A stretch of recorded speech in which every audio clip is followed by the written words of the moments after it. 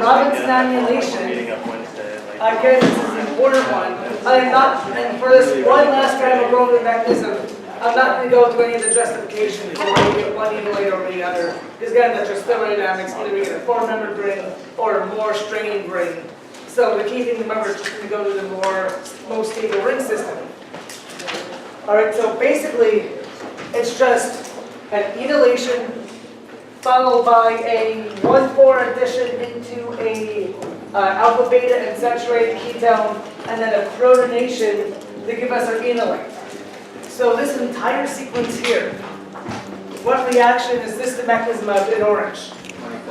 The Michael. We all like Mike, right? So,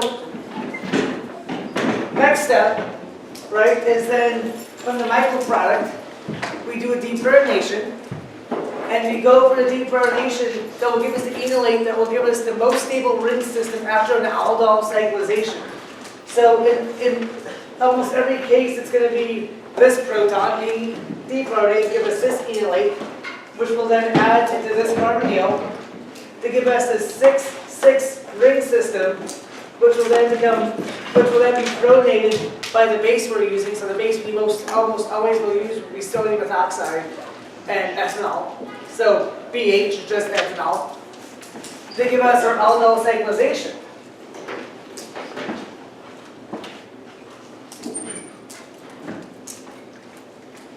All right. And then the thing with the aldol reaction is either under acidic conditions or basic conditions, you can always dehydrate an aldol product, right? That's the aldol dehydration. And so then the last part, under acidic or basic conditions, but since we did BH, let's keep it under basic conditions and think of it as a one-pot kind of deal.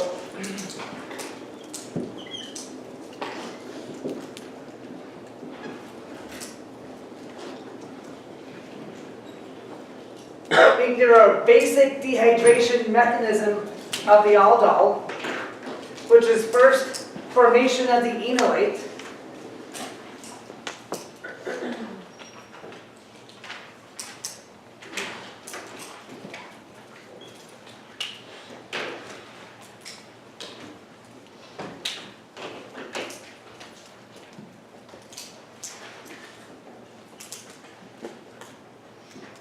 Like so.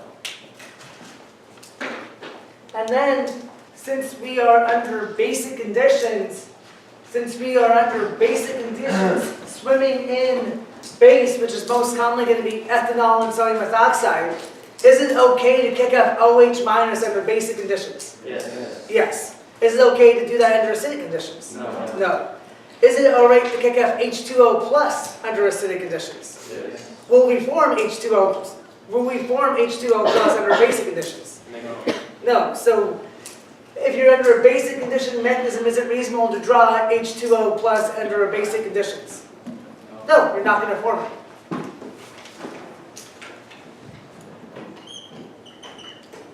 So then, through the enolate, it's going to do an E2 type mechanism.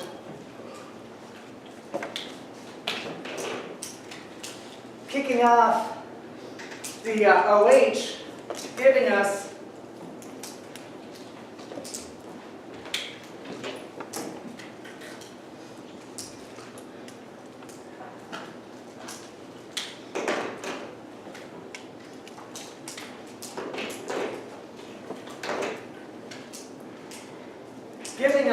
our Robinson annulation product plus OH minus.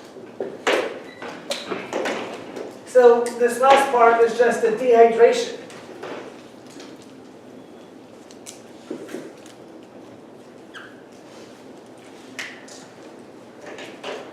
Quick question. So I know I mentioned about the learning glass and you guys didn't seem too interested in that for a lecture, but what if we made, Byron and I made, Professor Person I made modules of key mechanisms. So not to replace the lecture, but just so Blackboard would have 5 or 6 minute modules going over the key mechanisms, only the key mechanisms, in a 5-minute module, 1 module per mechanism by Professor Person. So would you guys be okay with that? Yes. All right, so not to replace lecture, but to augment lecture.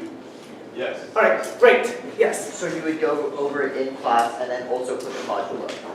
Or- Yeah, yes, so the Yeah. modules would be completely independent of class. It would just be Professor First or myself. So Professor First for 232, myself for this class, just having the mechanism, just going over the mechanism. So not giving any feedback, but just saying, in 5 minutes, here's this mechanism. The lecture is going to be talking about the gory details. Here's just me performing the mechanism. I think it could only help. Yeah. All right, good. We'll see if the university will spring for it. I think they will. Good luck. We've got the learning glass, so it's just time, right? All right, so once again, the Robinson annulation is just a Michael addition. And you just draw it as a clear Michael addition to get the Michael product, followed by an aldol cyclization, followed by the dehydration. So once again, it's just a Mike, followed by an aldol,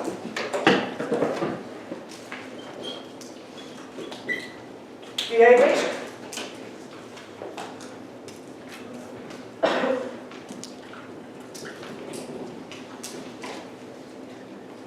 So it's complicated, but if you break it down in those 3 components, I think it's a lot more attainable. Yes? So in this case, are we assuming that it's just completely swimming in basic solution?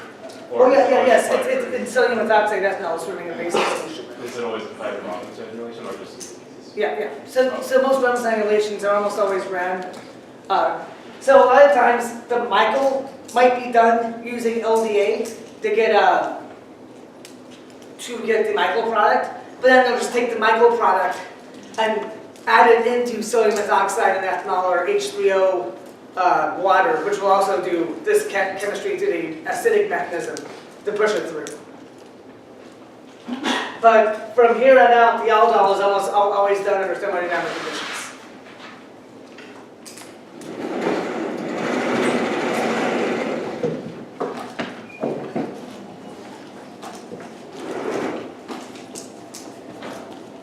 So,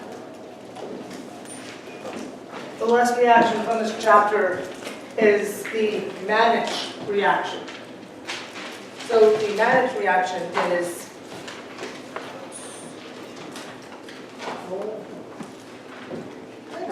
somewhere.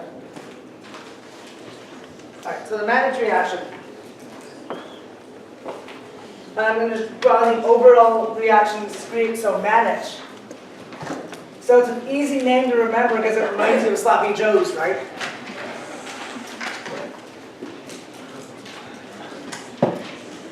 A lot of people also call it the Mannich reaction. Again, I think it's a tomato thing. I think there's technically an H here. I heard it called Mannich and Mannich. I'll use Mannich because of Sloppy Joe's. So obviously my shirt is untucked, so today's a Sloppy Joe kind of day. So we are, what the Mannich reaction is when you take a ketone or aldehyde plus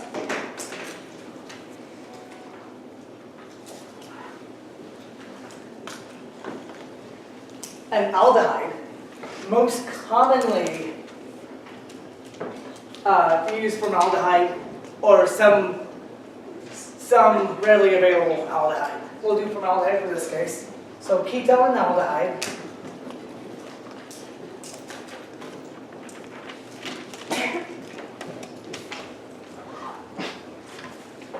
plus formaldehyde plus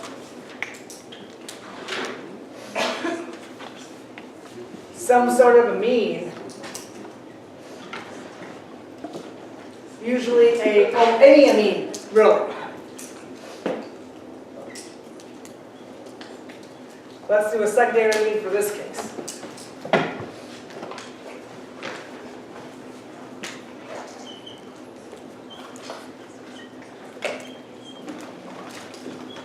And we do catalytic H3O. So let me change this R group to black.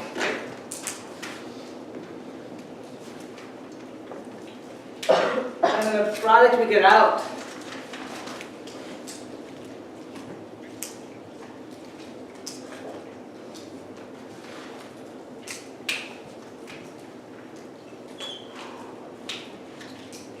So we form the bond in blue arrow, blue bond form.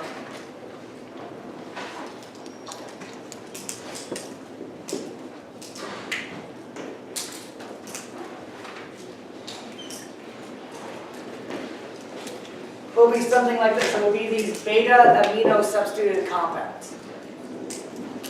First up, based on the product, does this reaction remind you of anything we've talked about a lot? So an aldol will give us a carbonyl with a beta alcohol. This is giving us a carbonyl with a beta amine. So would you say this reminds you of the aldol at all? It absolutely should. A lot of people think of the Matic reaction, they refer to it as an aza variant of an aldol. So aza is an old term for nitrogen. So it's a nitrogen version of the aldol reaction. So let's talk this mechanistically real quickly. So under catalytic H3O conditions, what's going to happen to the ketone that has an alpha hydrogen? It's going to become the enol, right? It's going to tautomerize.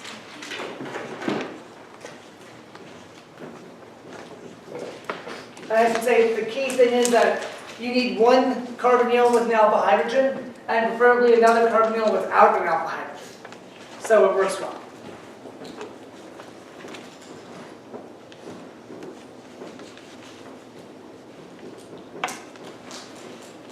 So the carbonyl with the alpha hydrogen goes into the enol form.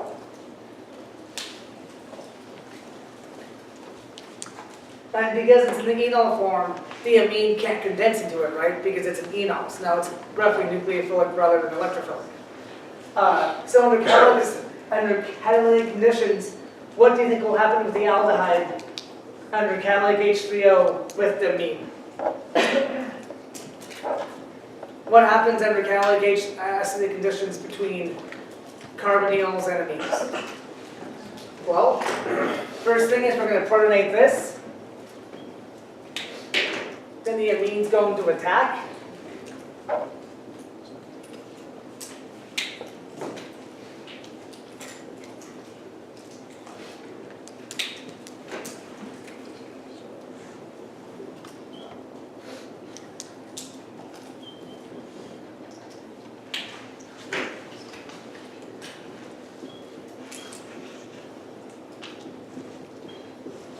To give us something like this.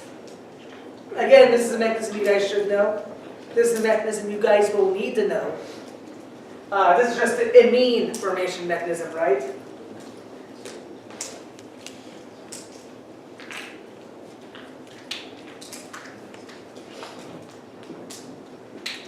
Proton transfer.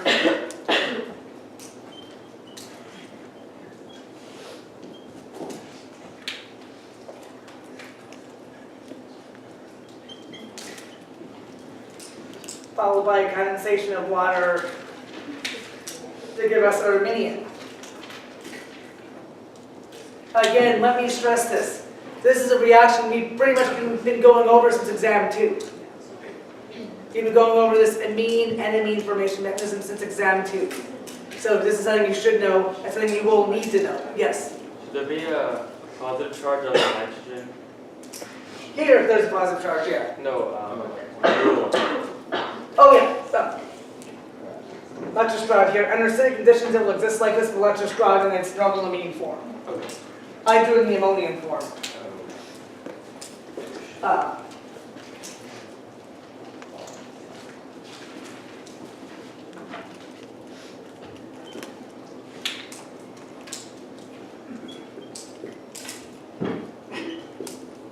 But anyway, an amine condensing into a carbonyl will give us the iminium.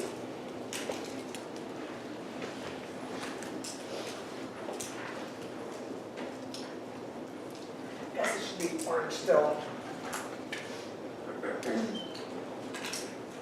So what that means is then this plus this under catalytic HCl conditions will give us the iminium.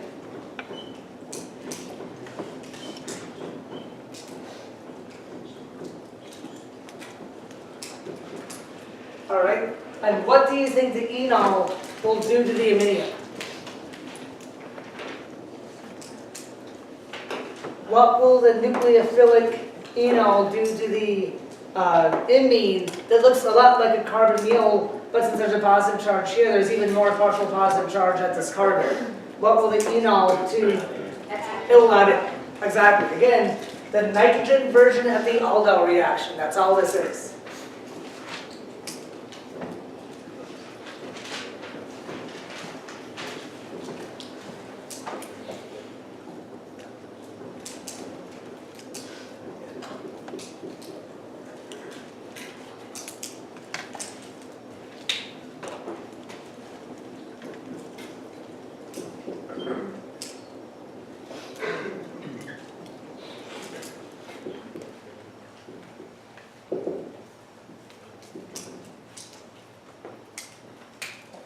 So we will usually quench this reaction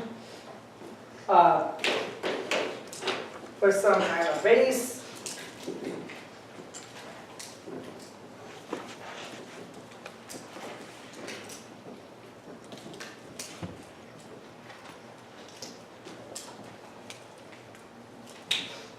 To give it a final, let's call it an aza-aldol product.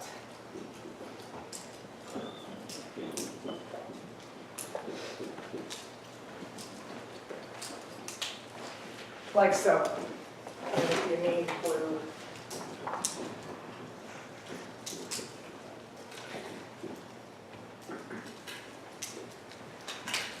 So that's basically what the managed reaction is. It's the attack of an enol, or an enolite, into an imine, or an iminium.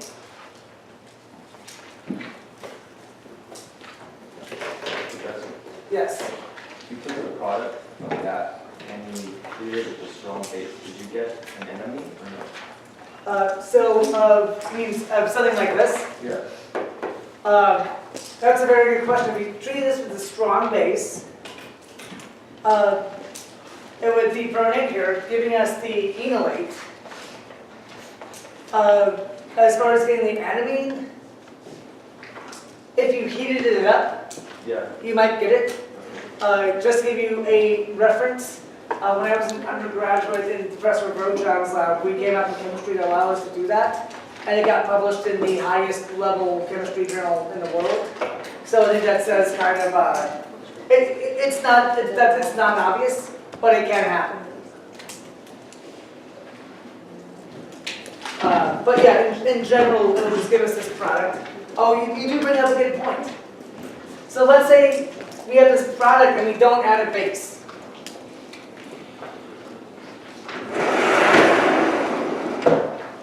So let me redraw the product. I'll just do it in all black.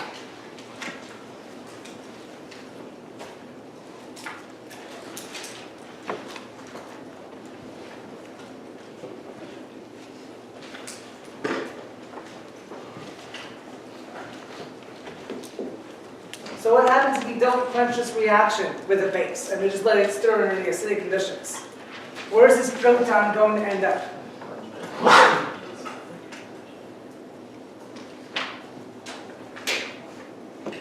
It's going to most certainly end up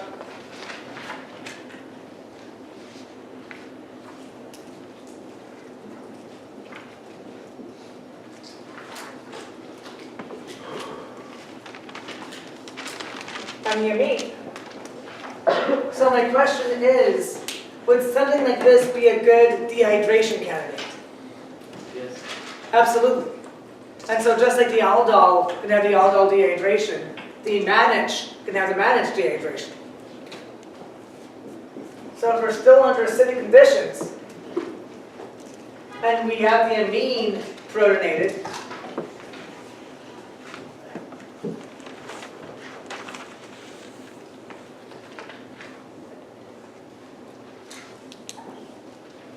then we can obviously form the enol.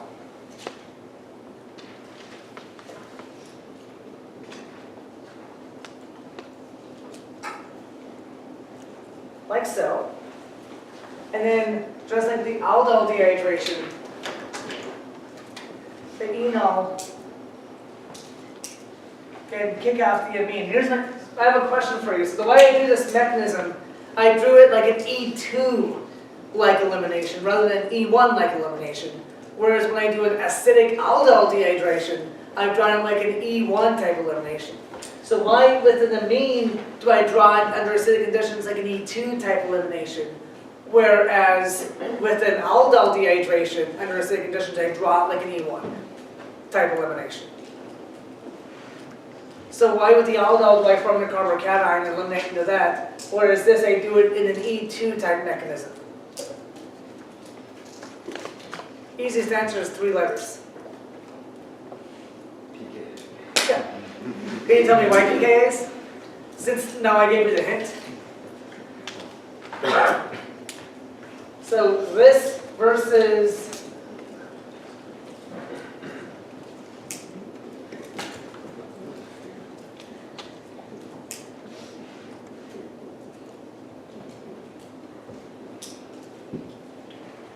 so which one of these do you think will be a better leaving group? OH plus to give water, or NR2H plus to give a neutral amine? Which will be a better leaving group? An amine, or let's even look at it this way, which one of these is more acidic? This ammonium or this hydronium? The hydronium is more acidic by a fair bit, right? Hydroniums are sub-zero pKa's, ammoniums are about pKa's of 10. So by at least 10 orders of magnitude, this is less stable than this. So based on this pKa argument, which will the water leave? Can the water leave spontaneously? Absolutely. To give us neutral water and a carbocation. Whereas in this case, the ammonium, yeah, you know, an ammonium is kind of acidic, but it's not that unstable, right? And, you know, ammoniums are perfectly fine. Ammoniums have a pKa of 10, which means under physiological conditions, the amine's going to, you know, any amine under physiological pH 7 conditions is going to be protonated. So ammoniums aren't that bad, whereas hydroniums are pretty unstable. So that's why I draw this. But the aldol dehydration, I draw it to the carbocation in an E1-like mechanism.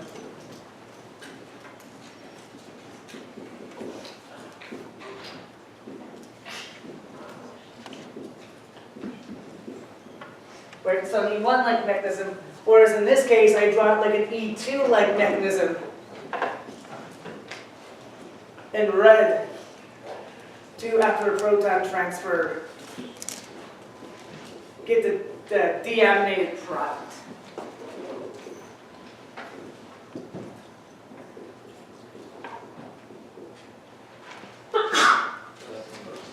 Presumed time. So it's a pKa thing.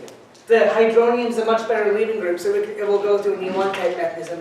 Whereas the ammonium, because it's more stable, so since it's a less acidic conjugate acid, it's going to be a less unstable leaving group. So it will just won't leave as easily as the hydronium. So let's do another dramatic example.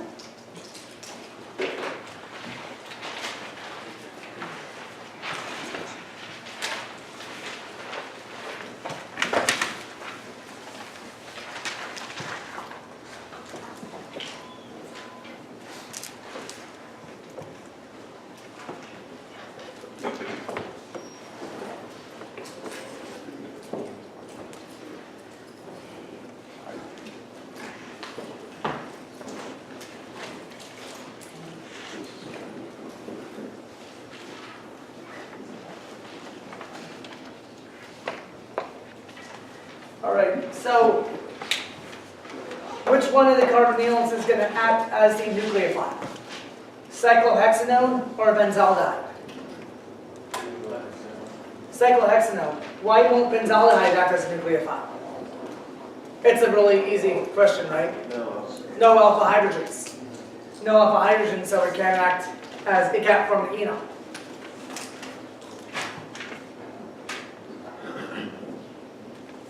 So we know this will form the enol.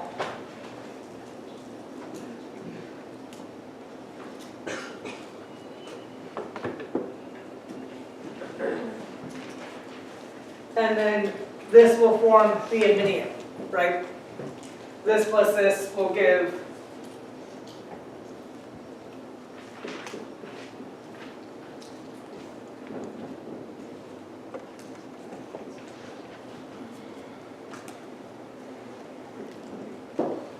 the iminium minus water. Again, it's the iminium formation mechanism that you guys all need to know. And then it's just the enol once again attacking.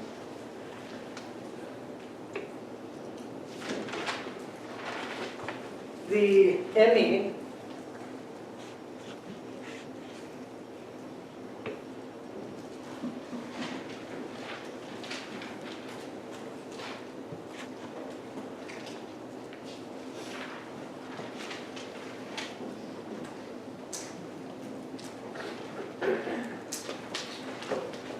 To give us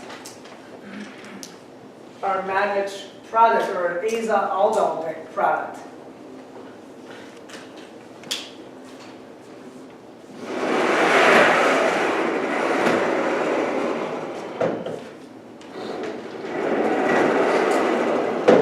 Right, so one last thing.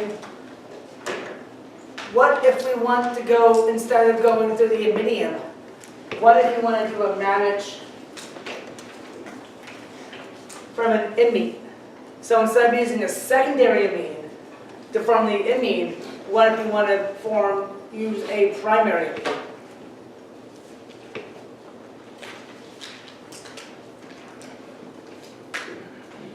So what if you take your enol? Let's just draw it as a ketone for now. I'll keep it as an enol.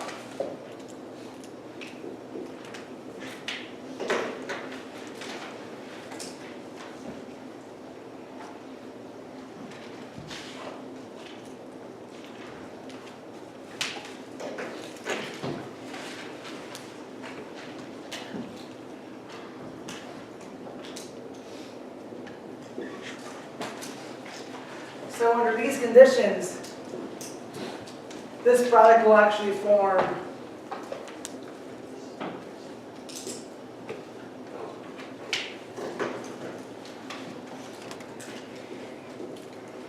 the neutral imine. Do you agree with that? That under catalytic H3O conditions,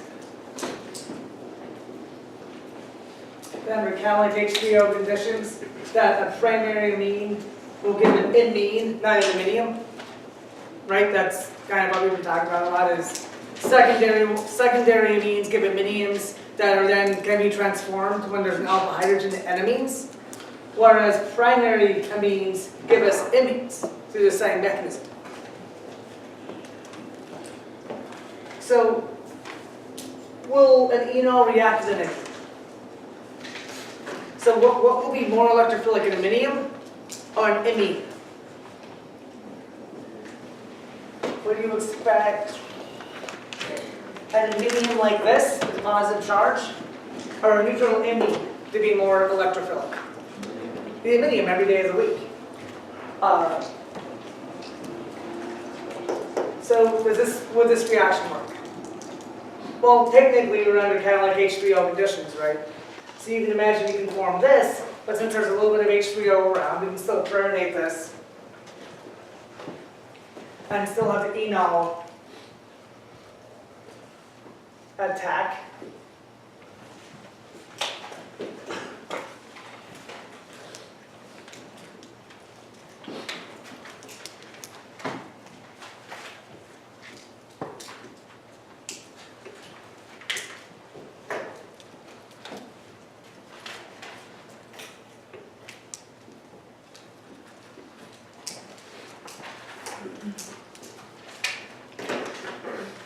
Positive charge here, of course. They give us our product. So yeah, absolutely. You can still do primary. You can still do the manic into amines as well as iminium. It still works. This might be a little bit slower since the neutral amine needs to be fluorinated before it goes. And so all the manic reactions I've shown you have been under acidic conditions. Can we do this under basic conditions? Yeah. You know, if an enol can do it, an enolate can do it better. The one thing about basic conditions is it's going to be harder to get the imine under basic conditions because we don't have the acid catalysis. So what people a lot of times do under basic conditions is they pre-form their imine. So they form their imine using a typical mechanism and purifier. So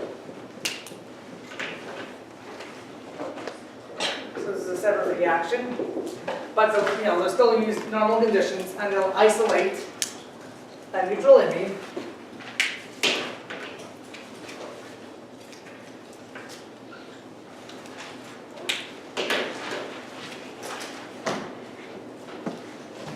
And then they'll just add the imine to an enolate they had formed.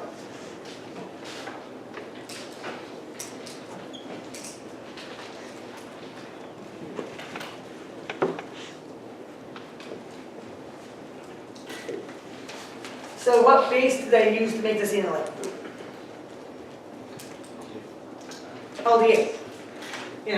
So they just take their pre-formed enolate using whatever methodology they wanted to use the enolate, and then they add in their imine, and very similar to the acyclic, they'll add in.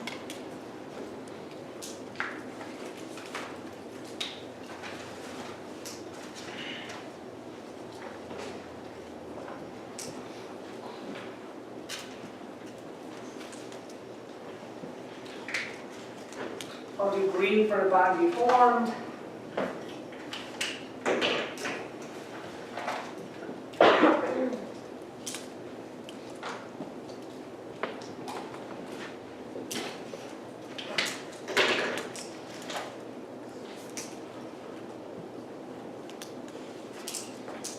To give us our product. This is actually probably a bit reversible. And then we quench the reaction. Although, frankly, with this really basic deburning amine, you probably get away with just quenching it with H2O.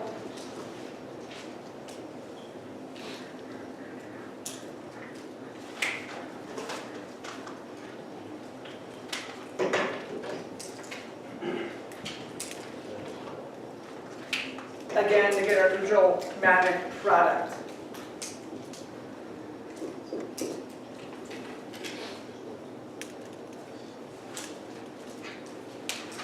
So again, matic's not bad. It's just an aza variant of the aldol through the amine or the iminium.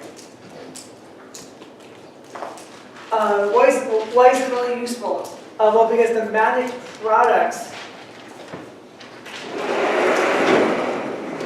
right here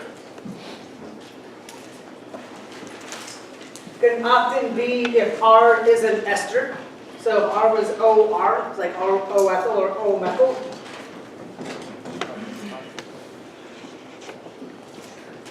These are beta amino acids. So alpha amino acids normally have the amine at the alpha carbon to the carbonyl, so at this carbon, and we all know how important alpha amino acids are. Beta amino acids have the amine at the beta position. And why people are interested in making beta amino acids is you can make peptide mimics out of beta amino acids. So you just make an amino acid that looks a lot like you just make a beta amino acid where your R group is the side chain from a natural amino acid. And so you have an analog of amino acid now that won't be recognized by the cellular machinery. And so what people will do a lot of times is if they're trying to make a drug, and they find in one of their lead molecules that an alpha amino acid is a good substituent off of the drug for good efficacy, they will replace it with a beta amino acid so that it won't get recognized and excreted through some peptide cleavage mechanism. So beta peptides are of great interest for as what we call peptidomimetics, or trying to make drugs that act like a peptide but really aren't a peptide. And the managed reaction is the real driving force of that field, the beta peptide field. So that brings us to chapter 20. And as I said, we're just going to go through some of the key concepts of chapter 20, not real, we're not going to do all of chapter 20, just what I feel the important parts from chapter 20. And then sometime when I finish it off, then, once I finish what I want to say about chapter 20, and I put my chapter 20 notes up this morning. I think there's 4 pages. So I'll be going through half as much as I normally do. Whenever I finish that, then I'm just going to go into review mode. So maybe sometime Friday I'll stop, I'll finish chapter 20 and then I'll start going through chapter by chapter by chapter for Friday's lecture and then Monday and Wednesday's lecture in preparation of the final. So I'll be doing that in lieu of having my typical review session. Yeah, okay, that was a question. There's a review session. Yeah, it's just hard to do it on finals week, Yeah. and I found out last semester that doing it in class was perhaps the best way. So, chapter 20 deals with amines. Chapter 20 deals with amines. And so the simplest amine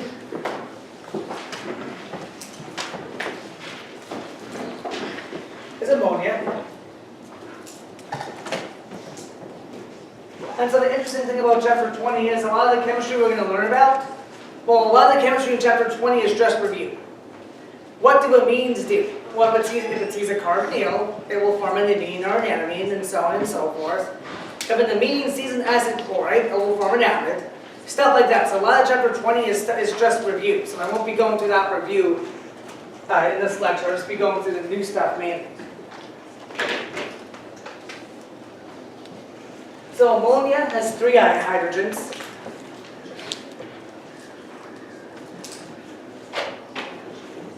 Walter White's favorite amine is methylamine.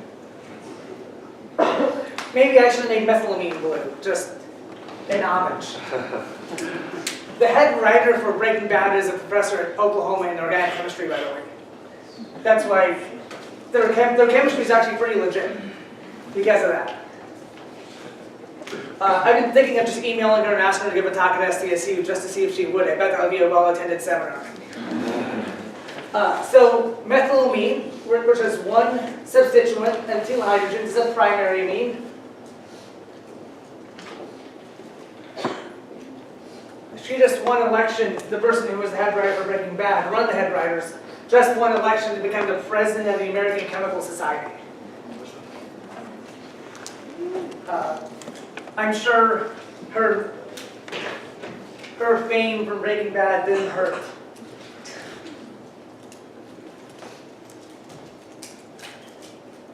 So then if you have 2 substituents, of course you have a secondary amine.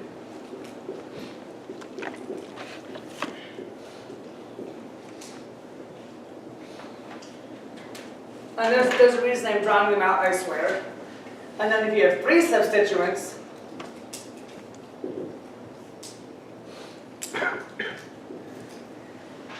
you're right, tertiary.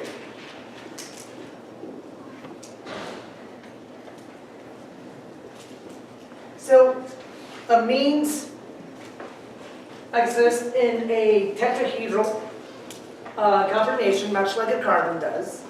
Where one of the vertexes is just going to be a lone pair of electrons. Unlike a normal point carbon, amines are kind of weird in that they can planarize and invert spontaneously.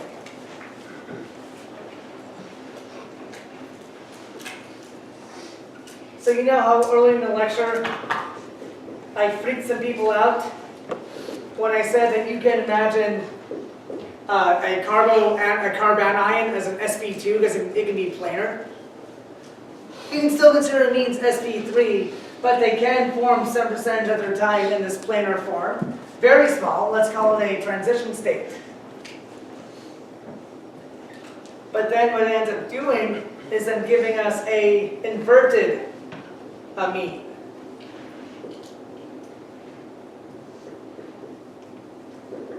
So what that means is amines are constantly planarizing and inverting, planarizing and inverting. So amines are not stereochemically stable like a carbon is, because they can planarize and form this thing. It's not going to be a stable intermediate, but it can happen. So amines can quickly planarize it and invert it. So if you were to have an antio-pure amine, where this chirality was indeed at the amine, it would not be stable. It would quickly racemize. So pKa-wise of the amines. Ammonia has a pKa of 9.26. Primary amines have a pKa of 10.64. So ammonia is 9.26. Methylamine is 10.64. And then the typical secondary amine, so if the R groups are ethyls, the pKa of diethylamine is 10.98.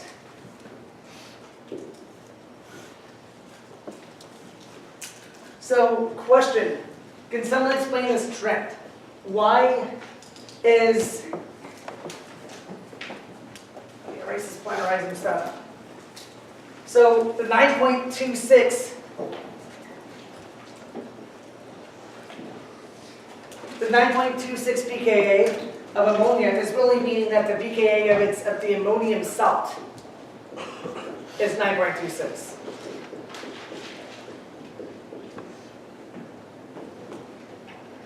And the pKa of methylammonium salt is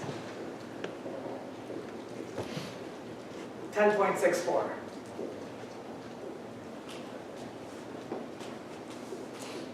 And the pKa of diethylammonium salt is the 10.98. So again, whenever I'm talking about amine and I say a pKa to 10 reasons, I'm not talking about the amines pKa, I'm talking about the ammonium's pKa. Alright, so what does this all mean though? So what does the pKa of 10.98 for a secondary amine mean about stability compared to the pKa of 9.26 for ammonium? This is more stable, exactly. So this is more stable, meaning this, since this has a higher pKa, this is more basic. But saying this is more basic is the equivalent of saying this is more stable. So saying the conjugate acid is more stable is the same as saying the conjugate base is more basic. That's just the exact same thing, just saying in different ways. So why? Why is the secondary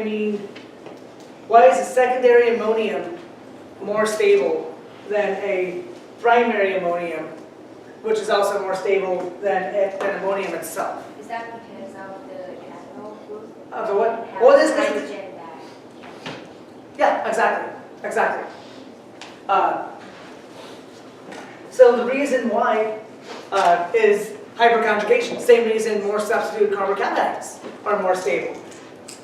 It's just that, and let's look at this two ways. It's the ability of the electron density in the carbon-hydrogen bond to donate some electron density towards a positively charged nitrogen, stabilizing it. So yeah, the trend why more substituted ammoniums are more stable is because of this hyperconjugation stabilizing the amine, the positively charged amine. So just to kind of draw the methylamine. It's this electron density from the bond donating towards the positive charge of the amine, stabilizing it. So the same logic as for carbocations holds for ammoniums. And so as I mentioned, saying this is more stable is the same as saying this is more basic.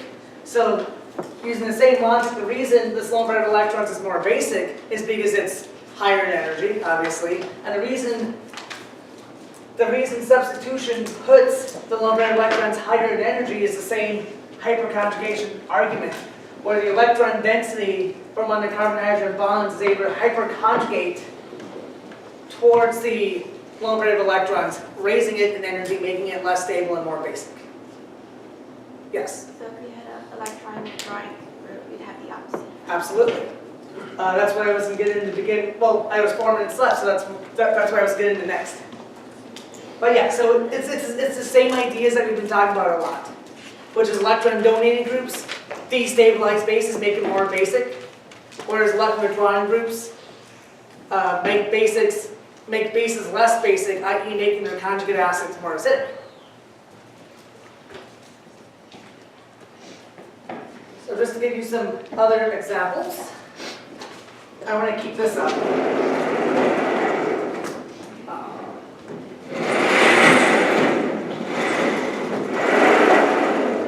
Okay, so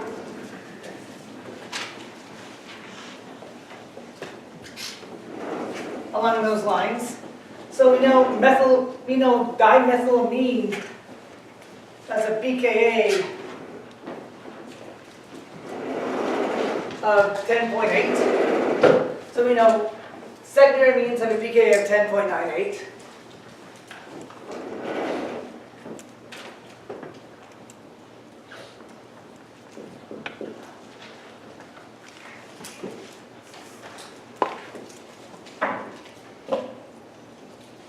Well, then, if you take the ammonium of N-methylaniline,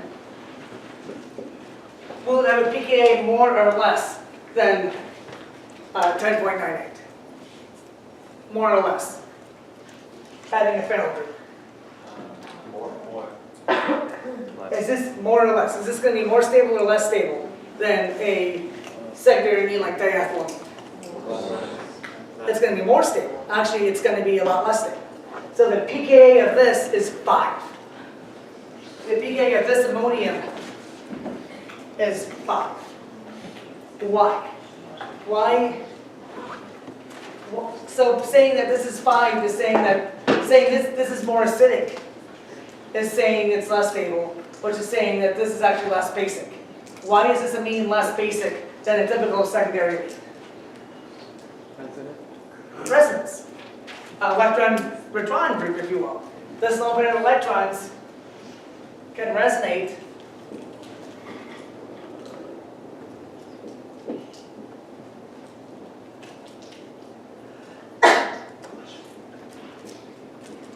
into the aromatic system, and then of course this minor starch can go out throughout the system, and so those resonance structures we drew a lot when we were talking electrical aromatic substitution is the same thing.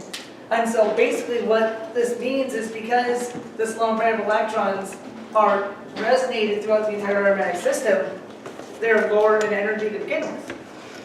And so that means the long pair of electrons are not as high in energy as a typical secondary amine.